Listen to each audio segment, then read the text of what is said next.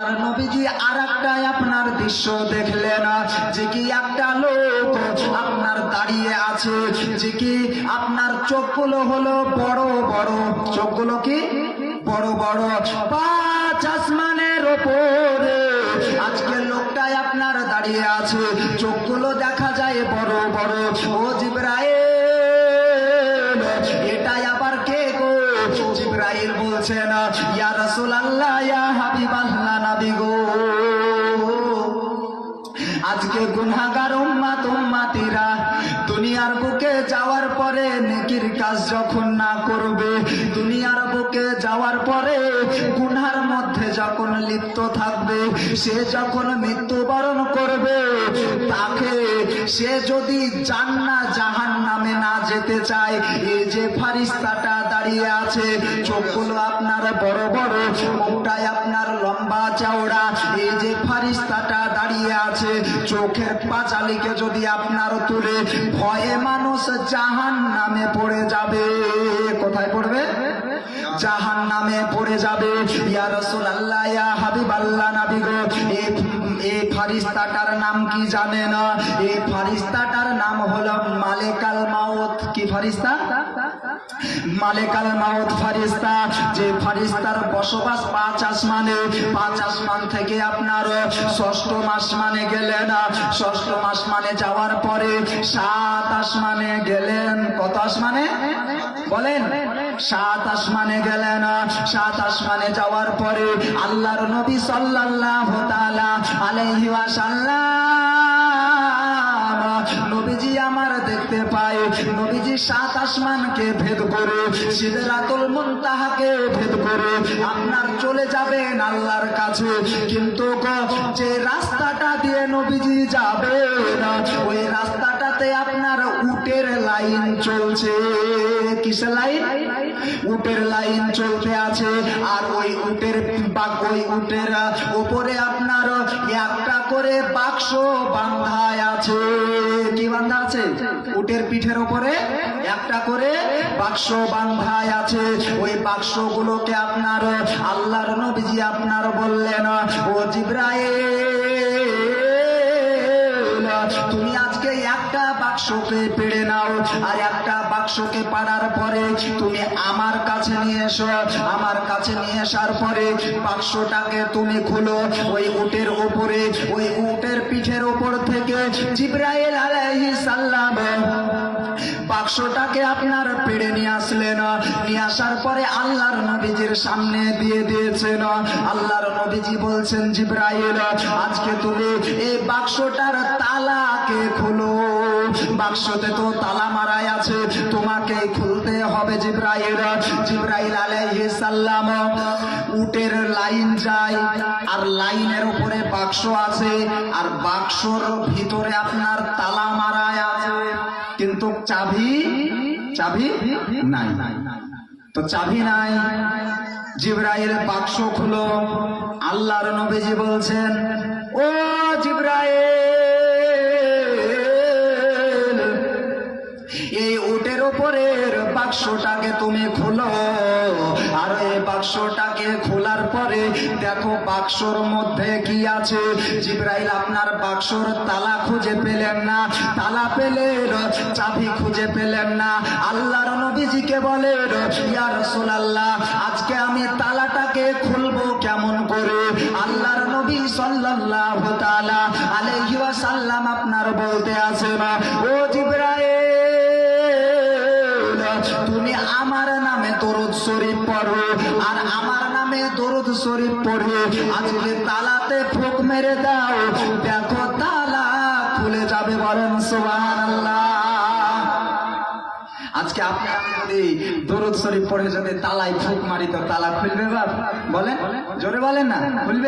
খুলবে না। চাবি লাগবে নাকি? তো চাবি যদি দিতে হয় তাহলে দিলকে আপনার পরিষ্কার করা লাগবে নাকি? দিল যদি পরিষ্কার থাকে, নামাজ পড়েন, রোজা করেন, হজ করেন, যাকাত দেন, দান খায়রিয়াত দেন, আপনি সবকিছু আপনার কাজে লাগবে। আর আপনার দিল যদি আপনার না ঠিক থাকে, অন্তর যদি আপনার না ঠিক হয়, তো নামাজ পড়েও লোক দেখা নামাজ পড়া কাজে আসবে? আসবে না খো। তো নবীজির নামে আপনার আল্লাহর নবীজির নামে দরুদ শরীফ পড়লেন, আর দরুদ শরীফ পড়ে নিয়া ওই জিবরাইল তালায় ফুক মেরে দিয়েছেন, সঙ্গে সঙ্গে তালায় আপনার খুলে গেছে। বলেন সুবহানাল্লাহ। ওই তালাটাকে খুলে ওই বাক্সটার আপনার শিকলিকে চেড়েছেন, যে তোলার পরে শিকলিটাকে তোলার পরে দেখছেন ওই বাক্সর ভিতরে একটাই আপনার ডিম পড়ে আছে। কি আছে? ডিম পড়ে আছে। আর ওই ডিমের মধ্যেও তালা মারা আছে। বলেন সুবহানাল্লাহ। আল্লাহর কি রহমত, ওই ডিমের মধ্যেও তালা মারা আছে। ওই ডিমের আপনার তালাটাকে জিবরাইল খুললেন, ডিমের তালাটাকে খোলার পরে যেমনই আপনার ওই শিকলিটা ছেড়েছেন, তারপরে আপনার জিবরাইল আলাইহিস সালাম কি দেখতে পাও? ও জিবরাইল তুমি কি দেখতে পাও? ইয়া রাসূলুল্লাহ, ডিমের ভিতরে একটা রায়ের দানা পড়ে আছে, আর ওই রায়ের দানার ভিতরেও তালা মারা আছে। বলেন সুবহানাল্লাহ। আল্লাহর নবী সাল্লাল্লাহু তাআলা আলাইহি ওয়াসাল্লাম আপনার বললেন জিবরাইল, ওই রায়ের ভিতরে শস্যের দানাটাই আছে, ওই তালাটাকে খুলো। আর ওই তালাটাকে খোলার পরে দেখো তুমি কি দেখতে পাও? জিবরাইল রায়ের মধ্যেকার তালাটাকে আপনার যেমনই আপনার খুলেছেন, একবার নবীজির দিকে তাকায়, আর একবার রায়ের ভিতরে কি আছে দেখে, আর একবার নবীজির দিকে তাকায়, আবার রায়ের দিকে জিবরাইল দেখেন। আল্লাহর নবী সাল্লাল্লাহু তাআলা আলাইহি ওয়াসাল্লাম বলছেন, জিবরাইল তুমি কি পাগল হয়ে গেলা? বলে না ইয়া রাসূলুল্লাহ, আজকে আমি পাগল হই নাই। ইয়া রাসূলুল্লাহ, ইয়া হাবিবাল্লাহ, নবী গো, কিসের জন্য একবার আপনার দিকে তাকাই আর একবার রায়ের ভিতরে তাকাই জানে না? ইয়া রাসূলুল্লাহ, রায়ের ভিতরে তাকিয়ে যা দেখতে পাই, একটা বিশাল বড় মঞ্চ তৈরি হয়েছে রায়ের ভিতরে। কিসের ভিতরে? রায়ের ভিতরে। নবীজি কার সঙ্গে আছেন? জিবরাইলের সঙ্গে আছেন। নবীজি দণ্ড ইমান সামনে দাঁড়িয়ে আছেন নবীজি, আর নবীজিকে আপনার বলছেন জিবরাইল, ওই রায়ের ভিতরে একটা জালসা হচ্ছে, আর ওই জালসাতে কে বক্তব্য দিতেছেন জানে না? কে দিতেছে বলো জিবরাইল? এখানেও আপনাকে দেখতে পাই, আর ওই রায়ের মধ্যে ইয়া রাসূলুল্লাহ, নবী গো, ওই রায়ের ভিতরে আপনি ইয়া রাসূলুল্লাহ লা ইলাহা ইল্লাল্লাহ মুহাম্মাদুর রাসূলুল্লাহ, নবী গো, ওই রায়ের ভিতরে আপনি বক্তব্য দিতেছেন। বলেন সুবহানাল্লাহ। লা ইলাহা ইল্লাল্লাহ।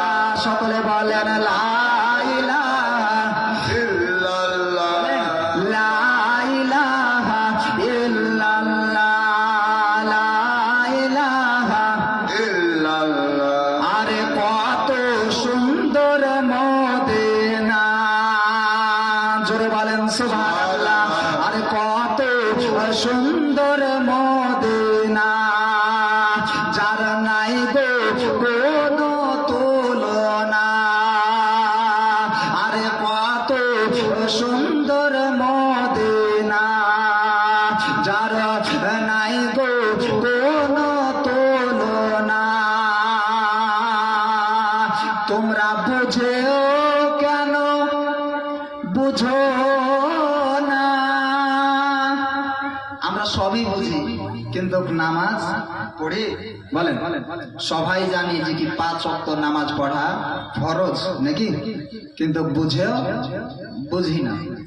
তাই আপনার শায়ের বলছে, তোমরা বুঝেও কেন বুঝো না? আর ঈমান হলো মদিনা, লা ইলাহা ইল্লাল্লাহ। জোরে বলেন লা ইলাহা ইল্লাল্লাহ, লা ইলাহা ইল্লাল্লাহ, লা ইলাহা ইল্লাল্লাহ।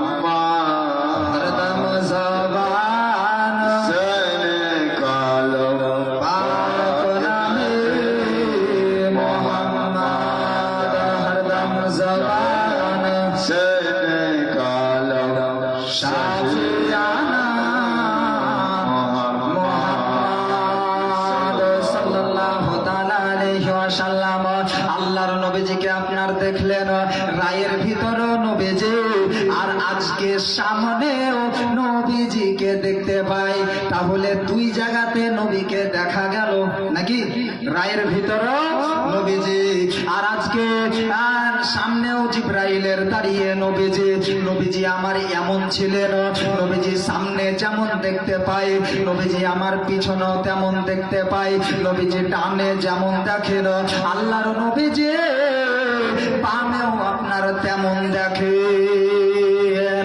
ওই আল্লাহর নবীজি যেন আপনার ওই বাক্সটাকে লাগিয়ে দিলেন, লাগিয়ে দেওয়ার পরে জিবরাইলকে বললেন, ও জিবরাইল তুমি কাউকে বলিও না এই কথা।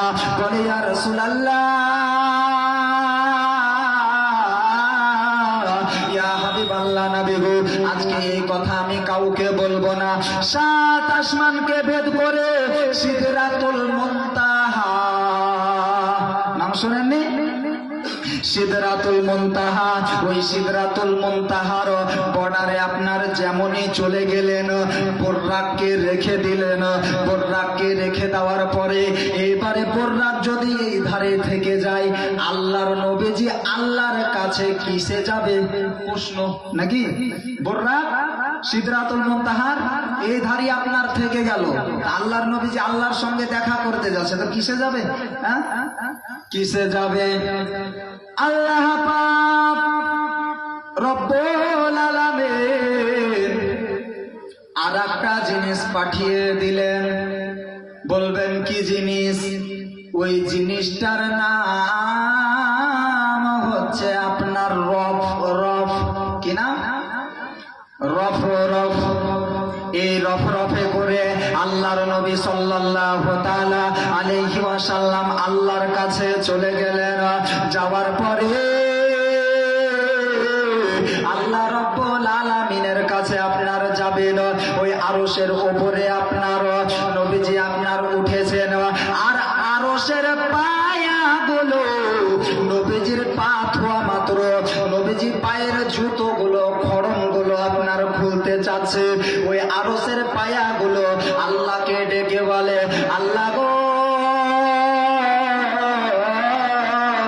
আজকে নবীজিকে ওই জুতোগুলো খুলতে মানা করে না, কেননা আল্লাহর নবীজির পায়ে আমরা আরশের উপর পায়াগুলো আল্লাহর নবীজির পায়ে চুম্বন দিব। বলেন সুবহানাল্লাহ। আল্লাহর নবীজিকে আল্লাহ বললেন, ও হাবিব, আজকে আপনি জুতো খুলবেন না, আজকে আপনি আমার কাছে চলে আসেন। ও আপনার হাদিসের মধ্যে বলা হয়েছে না, আল্লাহর নবী সাল্লাল্লাহু তাআলা আলাইহি ওয়াসাল্লাম আল্লাহর কাছে চলে গিয়েছেন। যাওয়ার পরে ডাইরেক্ট আপনার দেখা হচ্ছে আল্লাহ আর নবীকে, আল্লাহ আর নবীর সঙ্গে দেখা হচ্ছে। কতক্ষণিক দূরত্ব ছিল? বন্ধু তীর, বোঝেন না তীর? হ্যাঁ, বন্ধু। ওই তীরে একটা তীরের ওই পাশে আছেন আল্লাহ, আর এই পাশে আছেন কে? নবীজি। তো নবীজির সঙ্গে এই রকম ভাবে আল্লাহর নবী সাল্লাল্লাহু তাআলা আলাইহি ওয়াসাল্লামের সঙ্গে আপনার দেখা হচ্ছে। দেখা হতে হতে কথাবার্তা চলছেন আল্লাহর সঙ্গে। তো সকল কথাবার্তা আপনার হওয়ার পরে লাস্টে বেলাতে যখন দেখা হয়ে গেল, কথাবার্তা হয়ে গেল, নবীজি আপনার আবার আসবেন। এদিকে আসলেন কিসে? রফে নাকি? লাস্টে কিসে? রফে আসলেন। তো রফে আসলেন, আল্লাহর সঙ্গে দেখা করলেন। দেখা করার পরে নবীজি চলে যাচ্ছেন, 50 ওয়াক্ত নামাজ নিয়ে যাচ্ছেন। কত ওয়াক্ত বলেন? 50 ওয়াক্ত নামাজ নিয়ে যাচ্ছেন। মুসা নবী আল্লাহর নবীজিকে মসজিদে আকসাতে দেখেছিলেন, সকল নবীগণ ওখানে হাজির ছিলেন, কিন্তু মুসা নবী বলে, নবীজিকে যত দেখি আমি মুসা আর মন ভরে না।